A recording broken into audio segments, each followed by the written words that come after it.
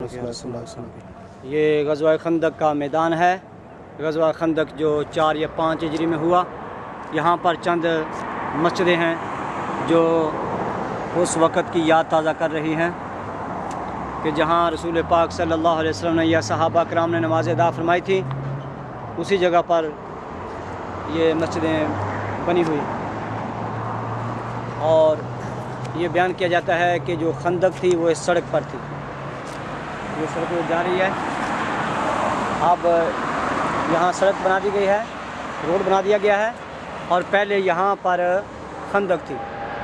کفار مکہ خندق کے اس طرف تھے اور حضور صلی اللہ علیہ وسلم صحابہ کرام پہاڑ کی جانب تھے۔ تقریباً 24 دن یا 1 ماہ تک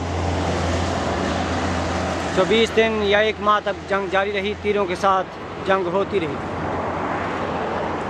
ایک دن اتنی شدید جنگ ہوئی کہ رسول کریم صلی اللہ علیہ وسلم اور صحابہ کرام کی چند نمازیں یا مغرب کی نماز قضا ہو گئی، تو رسول پاک صلی اللہ علیہ وسلم کی زبان سے یہ الفاظ نکلے، انہوں نے ہمیں نماز سے مشغول کر دیا ہے، اللہ تعالیٰ ان کے گھروں کو اور ان کی قبروں کو آگ سے بھر دے۔ اللہ اکبر۔ نبی پاک صلی اللہ علیہ وسلم کو نماز بڑی پیاری تھی، آنکھوں کی ٹھنڈک تھی۔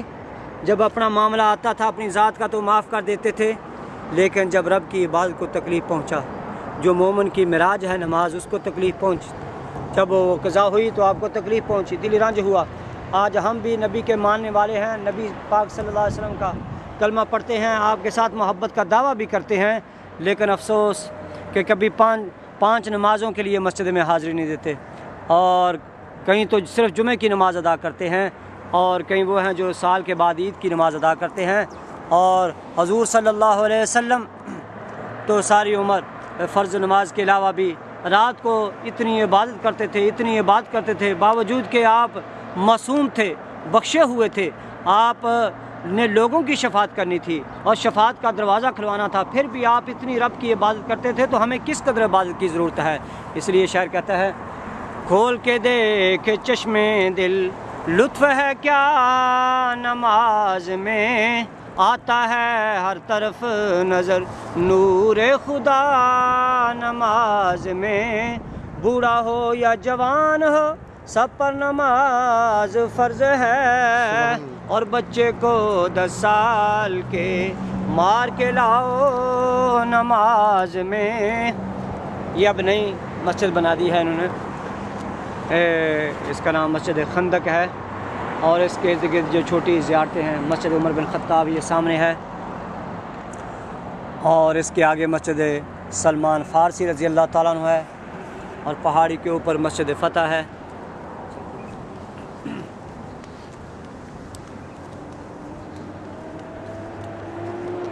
یہ ترکی حکومت نے شہر کی حفاظت کے لیے پہاڑ کے اوپر یہ مورچے بنائے ہوئے ہیں۔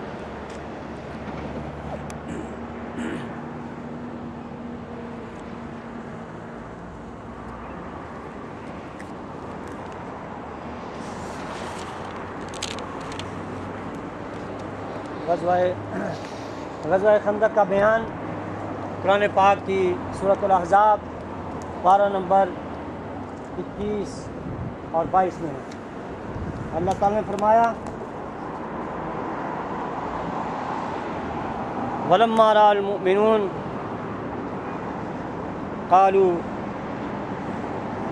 هَذَا مَا وَعَدَنَا اللَّهُ وَرَسُولُهُ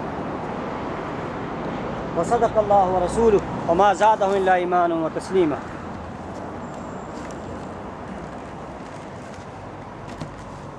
اور جب مسلمانوں نے کافروں کے لشکر دیکھے تو بولے، یہ ہے وہ جو ہمیں وعدہ دیا تھا اللہ اور اس کے رسول نے، اور سچ فرمایا اللہ اور اس کے رسول نے، اور اس سے انہیں نہ بڑھا مگر ایمان اور اللہ کی رضا پر راضی رہنا۔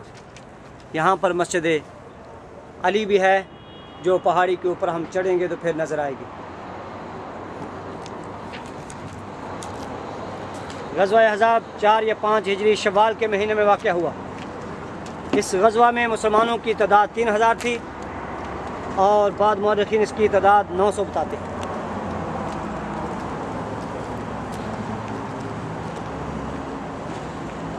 اس خندق کو کھودنے کا مشورہ حضرت سلمان فارسی رضی اللہ تعالیٰ عنہ نے دیا تھا۔ حضور صلی اللہ علیہ وسلم نے اس رائے کو پسند فرمایا۔ یہ سامنے جو بینک ہے، بینک الاہلی، اس جگہ پر ایک مسجد تھی، اس کا نام تھا مسجد ابو بکر صدیق رضی اللہ تعالیٰ عنہ۔ وہ اب شہید کر دی گئی ہے۔ وہ بینک، وہ سامنے بینک ہے جہاں گاڑی کھڑی ہے، اس جگہ پر مسجد ابو بکر صدیق تھی جو اب شہید کر دی گئی کافی سالوں سے، اور یہ مسجد عمر بن خطاب ہے۔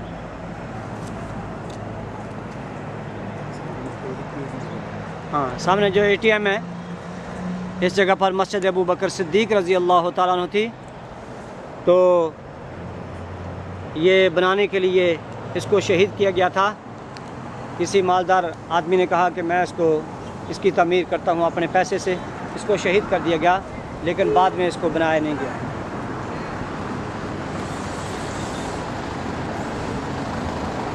یہ مسجد عمر بن خطاب رضی اللہ تعالیٰ عنہ۔